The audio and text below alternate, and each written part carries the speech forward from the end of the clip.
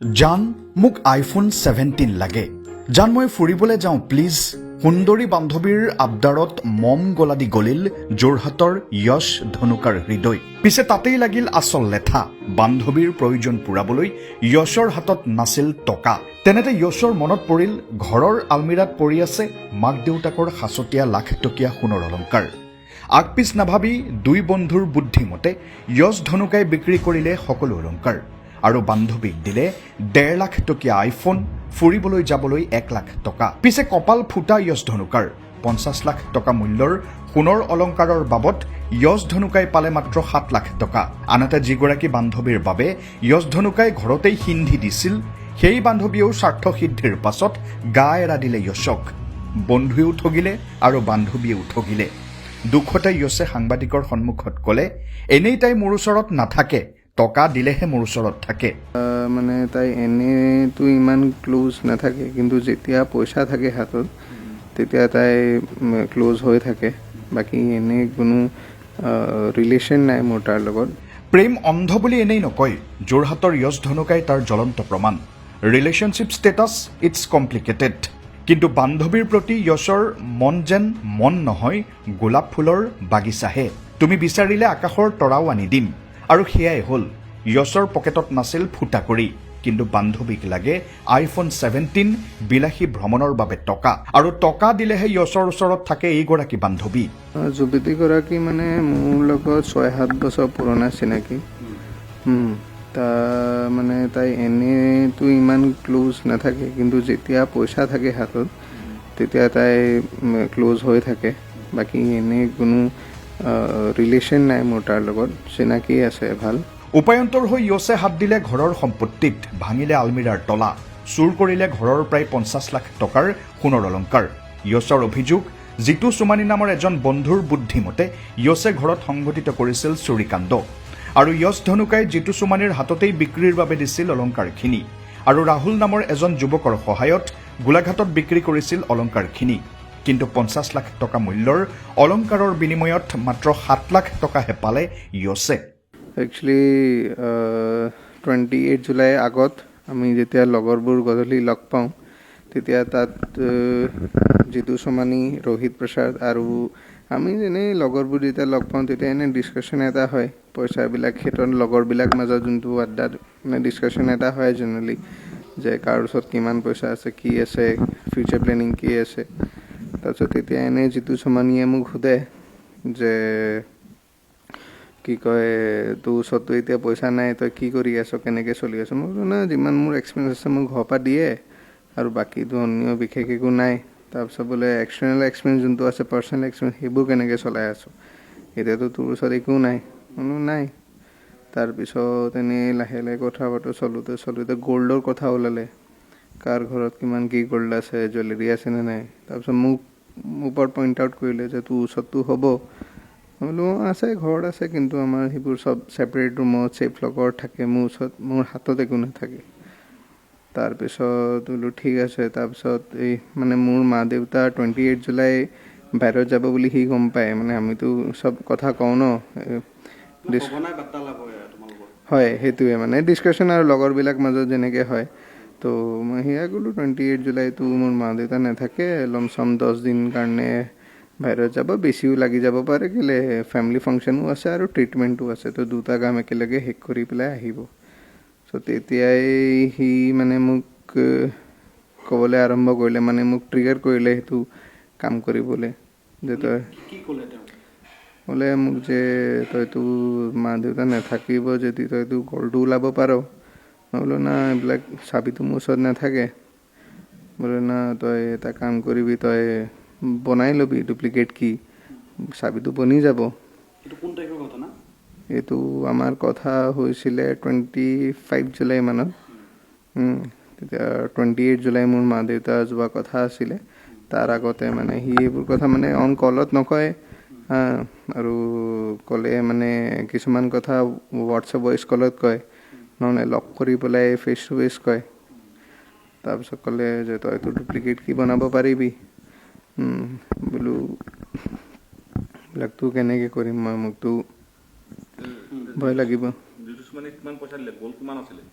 জিতু সোমানীয়ে মোক total 7 lakh rupees দিছিলে। এতিয়া তেওঁ বিশেষভাৱে এটা বাৰ্তালাপ পঠাইছে যে 12 লাখ টকা তোমাক ৰিটাৰ্ণ দিছে বুলি কৈছে তেওঁ। হয়, প্ৰকৃততে কিমান দিছে তোমাক?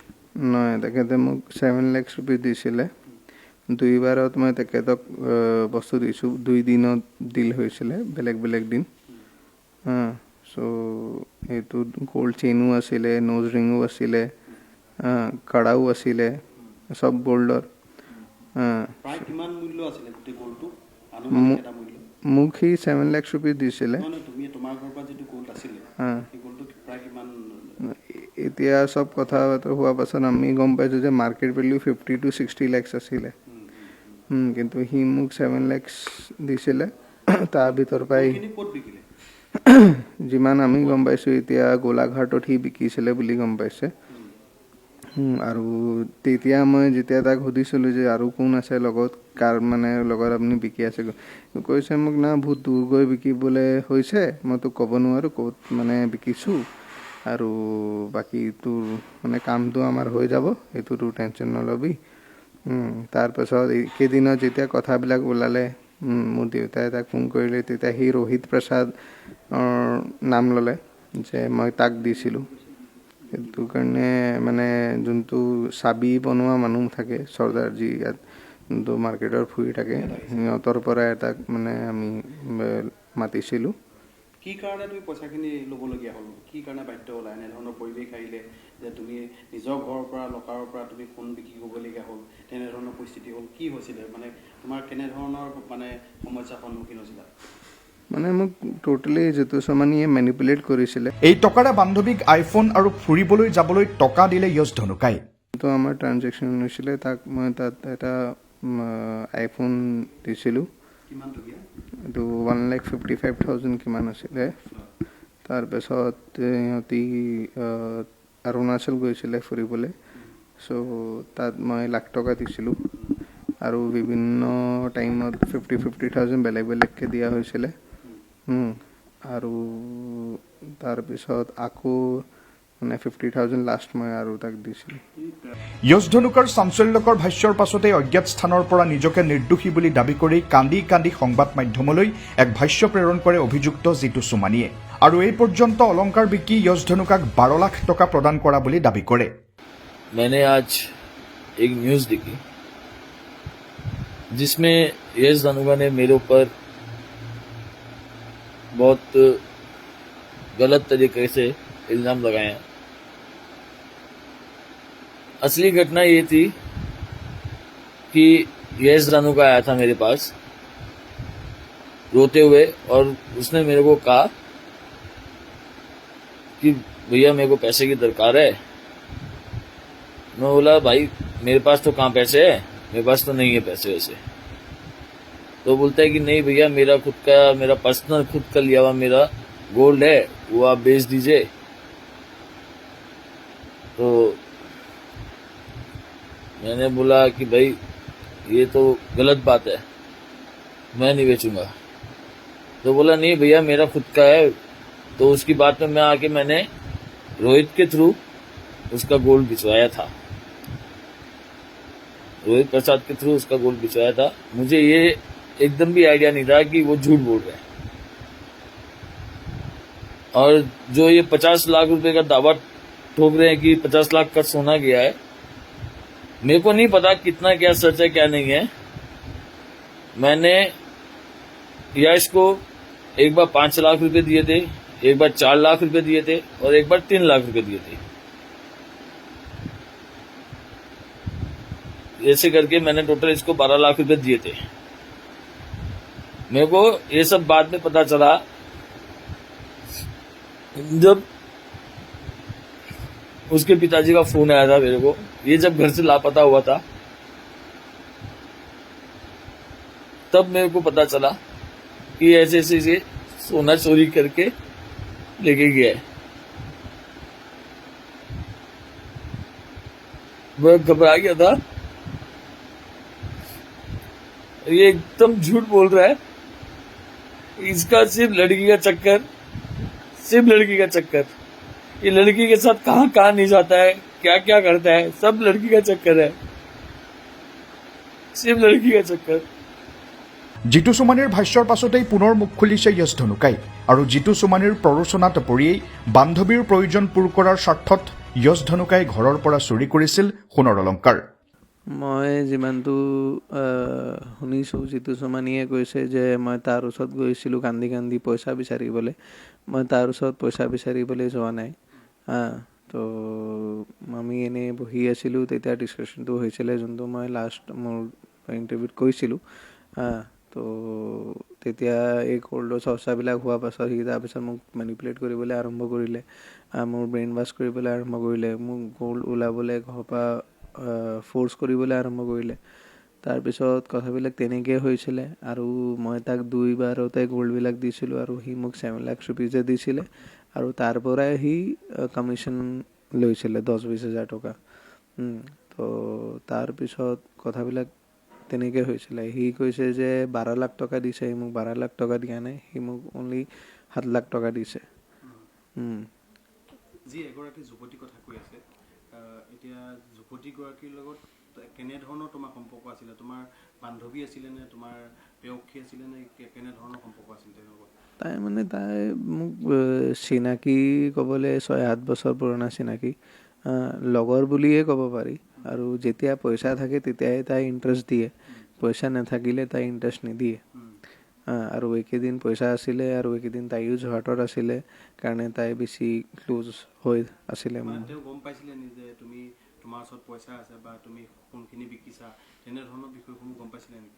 গ'ল্ড বিকিছোঁ বুলি গম নাপায়, কিন্তু পইচা আছিলে বুলি তাক মানে যেতিয়া চব জেগাত আমি এক্সপেঞ্চ কৰিয়ে আছোঁ তেতিয়াতো তাই অলপ তাক মানে লাগিছে ন যে ইয়াৰ ওচৰত এতিয়াতো পইচা আছে।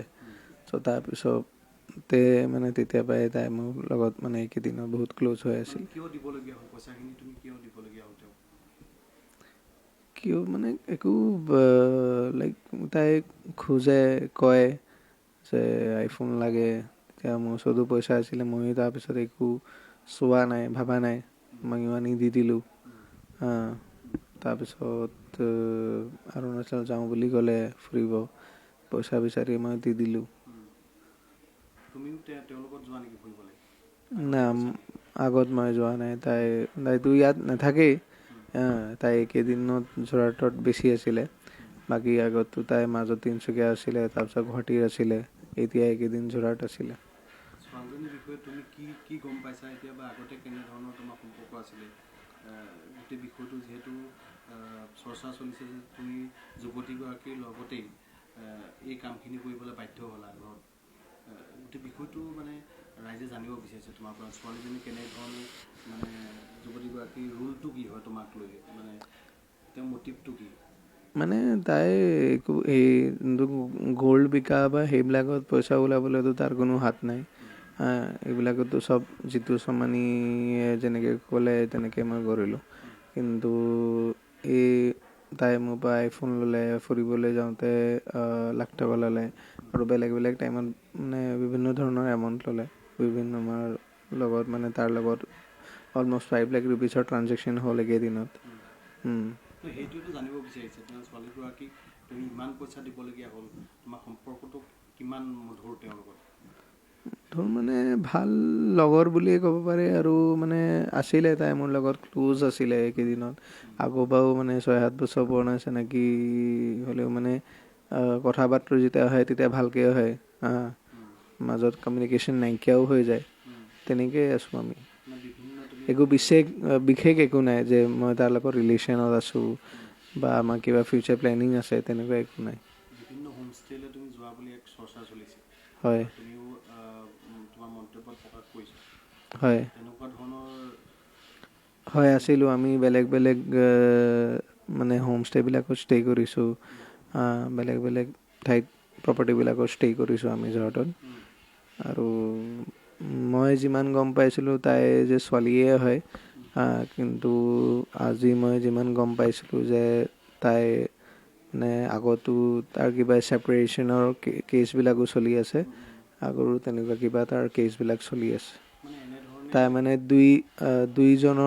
দুইজনৰ লগত কিবা তেনেকুৱা তাৰ আছিলে, দুইজনৰ লগতে তাৰ এতিয়া ক্লেছ চলি আছে। ছোৱালীগৰাকীয়ে এনেধৰণৰ মানে পইচা থকা যুৱকক বা ব্যক্তিক টাৰ্গেট কৰি লয় বুলি ভাবিছা নেকি তুমি এতিয়া?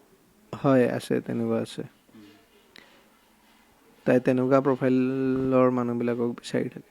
এতিয়া কি ক'বা, এনেধৰণৰ বহুত যুৱক আছে, এনেধৰণৰ যুৱতী প্ৰলোভন দি প্ৰেমৰ জালত ফচাই এনেধৰণৰ কাম কৰিবলৈ বাধ্য কৰায়, তুমি কি ক'বা তোমাৰ বন্ধুসকলক?